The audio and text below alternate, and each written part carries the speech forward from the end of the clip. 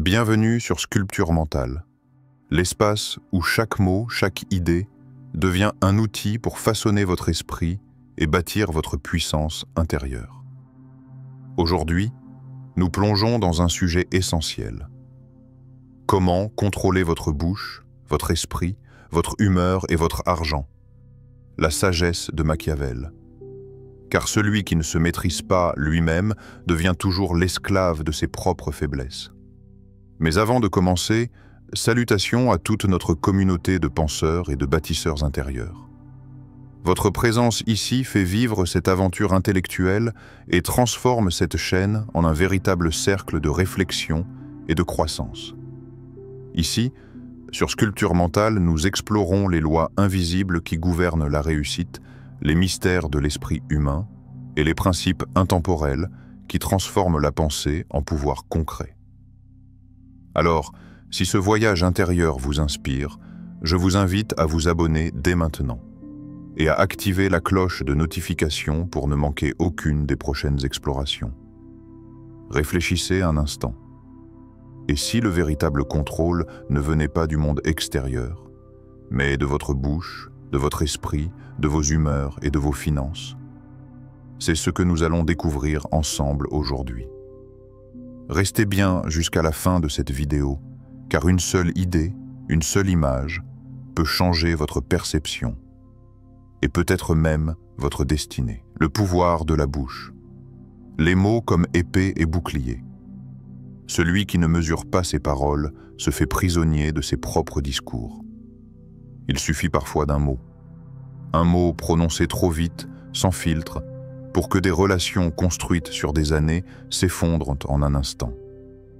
Imagine un roi entouré de ses conseillers. La salle est silencieuse, l'air chargé de tensions invisibles. Un seul mot échappé de sa bouche, une parole mal ajustée, et déjà les murmures se répandent comme une traînée de poudre. Les alliés doutent, les ennemis s'enhardissent, et le trône, jadis solide, commence à vaciller. La bouche est une arme. Elle peut être épée ou bouclier selon la manière dont tu l'emploies. Machiavel, maître dans l'art de déchiffrer les rapports de pouvoir, l'avait compris. Celui qui sait se taire au moment juste ou parler avec précision possède un avantage que aucune armée ne peut offrir. Pense à la fois où tu as laissé échapper une parole dans un moment de colère. Peut-être n'était-ce qu'un éclat, une décharge soudaine, mais les cicatrices laissées dans l'esprit de l'autre ont perduré. Les mots ne s'effacent pas, ils s'impriment dans les mémoires, ils se répètent en écho, ils façonnent l'image que les autres ont de toi. Les mots sont comme des pierres jetées dans un lac, les cercles qu'ils provoquent s'élargissent, touchant des rives que tu n'avais jamais envisagées.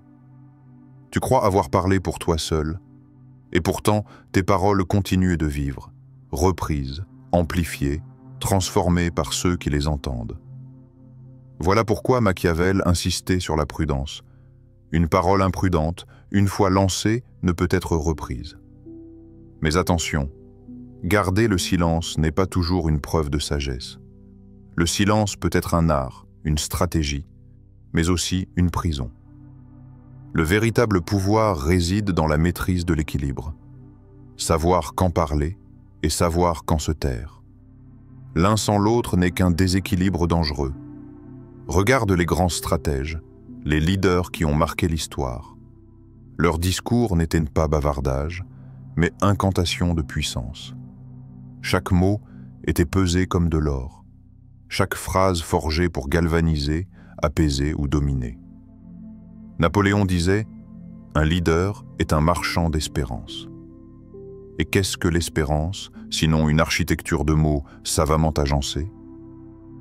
Pose-toi cette question intérieure. Quand tu parles, est-ce pour construire ou pour détruire? Tes paroles sont-elles des graines de paix ou de semences de guerre? Les mots doux peuvent apaiser un cœur en furie. Les mots durs peuvent qu'en briser un esprit fragile. Mais il existe une catégorie de mots qui transcendent. Ceux qui ouvrent des portes invisibles dans l'âme de celui qui écoute. Ce sont les mots qui réveillent, qui inspirent, qui déclenchent des mouvements intérieurs. Imagine un artisan ciselant une épée. Chaque coup de marteau, chaque geste précis façonne une arme redoutable. De la même manière, chaque mot que tu prononces façonne ton image, ton avenir, ton pouvoir.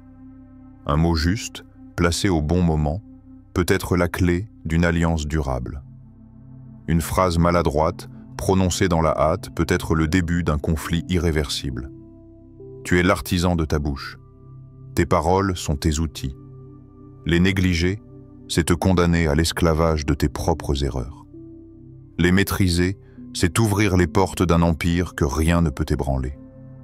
Et pourtant, combien de fois as-tu regretté de n'avoir pas gardé le silence? Combien de fois tes propres mots se sont-ils retournés contre toi, comme des lames empoisonnées? Voilà le paradoxe.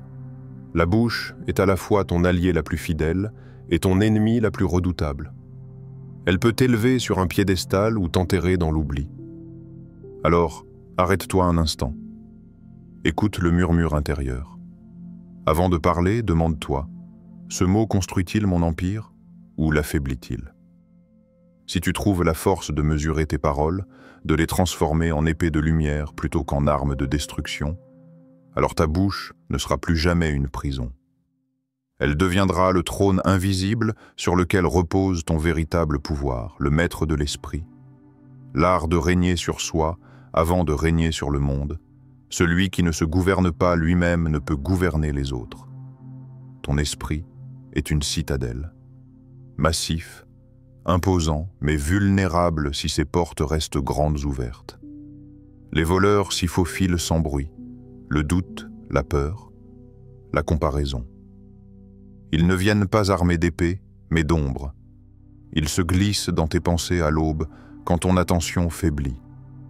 Et si tu ne les chasses pas, ils s'installent comme des hôtes indésirables, dérobant chaque jour une part de ta puissance.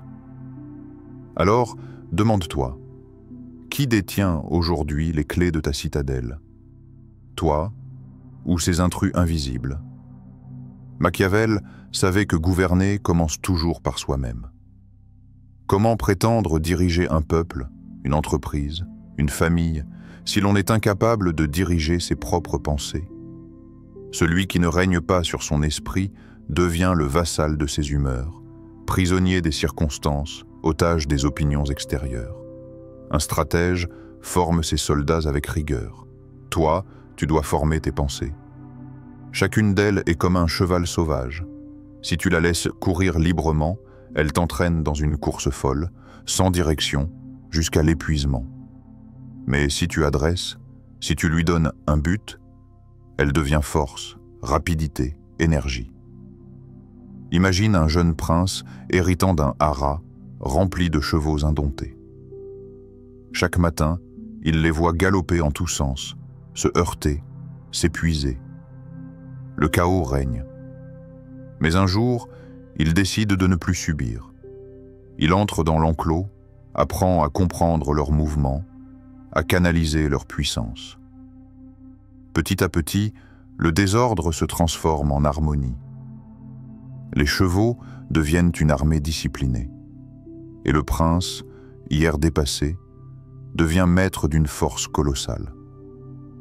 Ton esprit est ce haras. Tes pensées, ces chevaux, les lâcher, c'est le chaos. Les guider, c'est la victoire. La visualisation est ton armure. Ferme les yeux, imagine ton objectif comme une forteresse déjà conquise. Plus tu t'habitues à voir ta victoire, plus elle devient possible. C'est une loi immuable de l'esprit. Ce que tu entretiens en image finit par s'incarner en réalité. L'autosuggestion est ton arme secrète. Les mots que tu répètes à ton esprit, jour après jour, façonnent ton identité. Tu es l'écho de tes propres affirmations. Un esprit qui se nourrit de « je peux et je réussis » construit des murs solides. Un esprit saturé de « je ne suis pas capable » ou « je ne mérite pas » se fragilise, se fissure. Et enfin, il y a la foi en ton propre destin. Non pas une foi aveugle, mais ce feu sacré qui brûle au plus profond. La conviction intime que tu es né pour accomplir, pour bâtir, pour transformer. Ce feu est ce qui alimente ton armée intérieure, ce qui donne sens à la discipline, ce qui rend supportable chaque effort.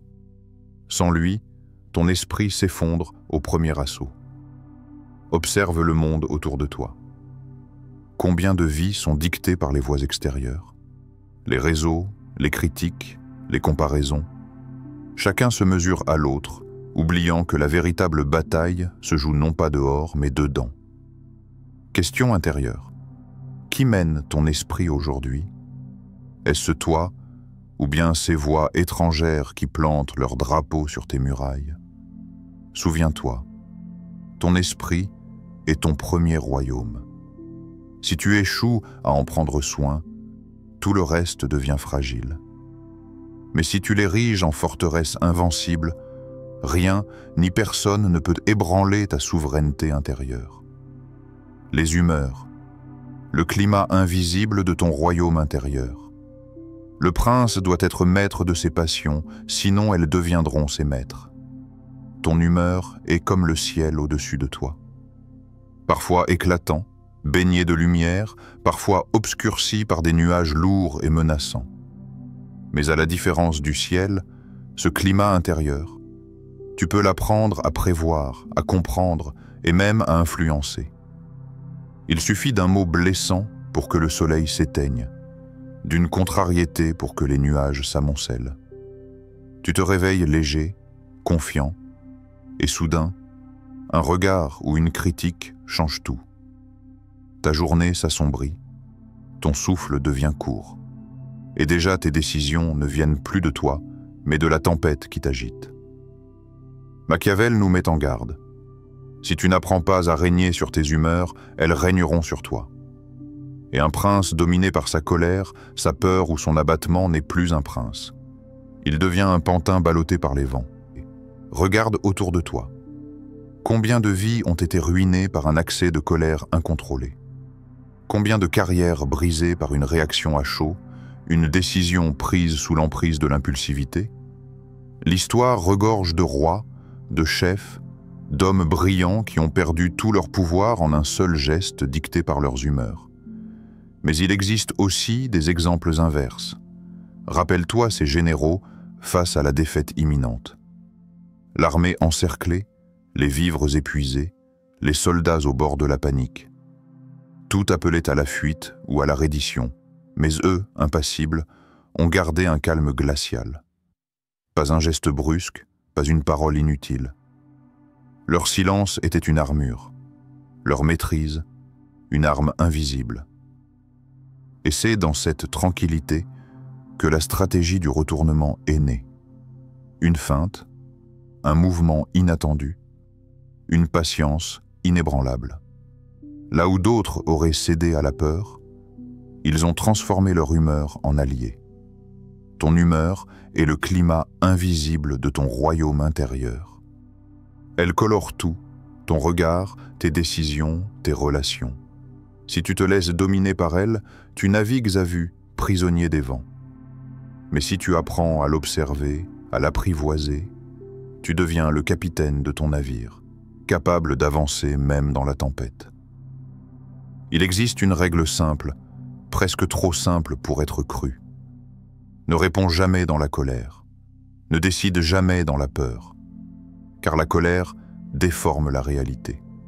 La peur la rapetisse. Ensemble, elles t'enchaînent et t'empêchent d'agir selon ta véritable volonté. Prends un instant. Souviens-toi d'un moment où ta colère a dicté ton geste. Peut-être une dispute où tu as dit ce que tu ne pensais pas. Peut-être une décision précipitée que tu as regrettée longtemps. Dans cet instant, étais-tu maître de toi ou esclave de ton humeur? Souviens-toi aussi d'un moment où tu as eu peur. Une peur qui t'a empêché d'oser, d'avancer. Combien de portes se sont refermées, non parce que tu n'étais pas capable, mais parce que ta peur a décidé à ta place? Il ne s'agit pas de supprimer tes humeurs. Elles sont humaines, elles sont naturelles, elles sont les couleurs de ton monde intérieur. mais il s'agit de les comprendre. Comme un jardinier comprend la pluie et le soleil, comme un marin comprend les vents et les courants. Respire, observe, choisis. 3 gestes simples, 3 armes invisibles. La respiration apaise la tempête. L'observation donne du recul. Le choix rétablit ton pouvoir. Question intérieure. Combien de fois as-tu trahi tes propres valeurs parce que ton humeur t'a aveuglé? Et si, dès aujourd'hui, tu décidais de ne plus être l'esclave de tes colères, de tes peurs ou de tes abattements? Et si tu faisais de tes humeurs non plus des maîtres, mais des messagers, des signaux à écouter mais jamais des ordres à suivre? L'argent, le miroir de ta discipline intérieure. Les richesses qui ne sont pas gardées avec prudence s'évanouissent comme l'eau entre les doigts. L'argent n'est pas un maître. C'est un serviteur, mais un serviteur exigeant qui teste sans relâche ton caractère, ta discipline et ta vision. Il est à la fois un outil et une épreuve, un miroir qui reflète la manière dont tu organises ton royaume intérieur. Dépenser sans conscience, c'est céder ton pouvoir. Épargner sans vision, c'est emprisonner ton feu vital dans une cage froide. L'argent doit être comme un fleuve, discipliné, orienté, nourrissant chaque terre qu'il traverse, apportant prospérité sans jamais se perdre dans les marécages du gaspillage. Machiavel aurait souri en voyant les foules courir derrière les apparences, cherchant à briller en public plutôt qu'à se renforcer en secret. Car l'argent utilisé pour impressionner ne construit rien. Il est comme de l'eau versée sur du sable. Il disparaît sans laisser de traces. Celui qui cherche à briller finit toujours par s'éteindre, car il a construit sur l'éphémère. À l'inverse, celui qui dépense pour renforcer, son savoir, ses compétences, sa santé, ses alliances, bâtit un capital invisible que nul ne peut lui arracher. Première loi machiavélienne de l'argent. Ne dépense jamais pour briller, mais pour renforcer. Car l'apparence attire les loups, mais la force attire le respect. Mais il existe une erreur inverse, tout aussi fatale. Garder l'argent par peur. L'entasser comme un dragon couve son trésor, sans oser l'utiliser, par crainte de manquer. Cette peur n'est pas prudence, c'est paralysie. Elle fige le fleuve, l'empêche de nourrir les terres. L'argent devient stérile, inutile, presque mort. Deuxième loi machiavélienne de l'argent, ne garde jamais par peur, mais par stratégie. La prudence est une arme, la peur est une prison. La stratégie, c'est prévoir les tempêtes, anticiper les crises, construire des réserves comme un roi bâtit des fortifications, non par angoisse, mais par intelligence. Et enfin, il y a l'art d'investir. Machiavel aurait dit « L'argent est le soldat le plus fidèle, mais seulement si tu l'envoies combattre pour toi. » Investir, ce n'est pas seulement chercher un retour matériel, c'est surtout semer dans ce qui élève ton esprit, ton pouvoir, ton influence. Chaque pièce placée dans un livre, une formation, une relation solide, un projet audacieux, est une graine plantée pour un empire futur. Troisième loi machiavélienne de l'argent. Investis toujours dans ce qui élève ton esprit et ton pouvoir. Imagine un prince héritant d'un coffre rempli de pièces d'or. Il pourrait les accumuler dans ses caves, les admirer comme un trophée silencieux. Mais il choisit une autre voie. Il finance des ponts pour relier ses villes, des écoles pour instruire son peuple, des fortifications pour protéger son royaume. Son or ne dort pas, il circule, il transforme, il bâtit. Des siècles plus tard, son nom demeure, non parce qu'il avait des coffres remplis, mais parce qu'il avait su transformer son argent en immortalité. Ton argent est comme ce fleuve. Il peut irriguer ton destin, nourrir ta vision, rendre fertile chaque parcelle de ton existence. Ou bien, mal dirigé, il peut se disperser en torrents, se perdre dans le vide, disparaître sans laisser de traces.